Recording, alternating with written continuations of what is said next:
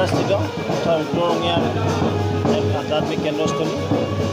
আজিৰ পৰা 500 বছৰ আগতে এই পবিত্ৰ স্থানত বুঢ়াগোহাঁই থান এখন আছিলে আৰু পৰৱৰ্তী সময়ত এই অঞ্চলৰ ৰাইজ আৰু ভক্তগণ ৰাইজৰ সহযোগত এই সিতাৰাৰ এই পবিত্ৰ ধামত এটি নতুনকৈ প্ৰভু জগন্নাথ মন্দিৰ আৰম্ভ কৰা হৈছিলে।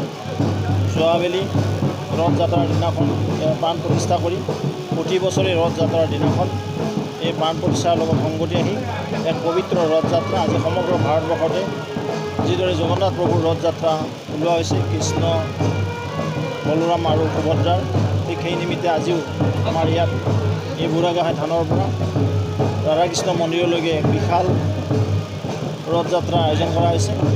ইতিমধ্যে শ্ৰদ্ধাৰ ভক্তবান ৰাইজ সন্মানৰ ৰাইজ উপকৃত হৈছে। কিছু মুহূৰ্তৰ পিছতে এই ৰথযাত্ৰা আৰম্ভ কৰা হ'ব। ইয়াৰ উদ্দেশ্য একেটাই হ'ল যে প্ৰভু কৃষ্ণৰ বিভিন্ন অৱতাৰ আমি সকলোৱে জানো আৰু প্ৰভু কৃষ্ণক বিভিন্ন সময়ত বিভিন্ন ধৰণে অৰ্চনা কৰে সনাতন সংস্কৃতিৰ সন্মানৰ ব্যক্তিসকলে, আৰু সেই নিমিত্তে বলোৰাম তেওঁৰ ভাতৃ আছিলে আৰু সুভদ্ৰা তেওঁৰ ভগ্নী আছিলে। এই ভাতৃ ভগ্নীৰ মিলনেৰে সনাতন সংস্কৃতি যিদৰে আগবাঢ়ে সেইদৰে প্ৰভু কৃষ্ণইও এই জগন্নাথ প্ৰভুৱেও সকলোকে সুমতি দিয়ক, সকলোকে মংগল কৰক,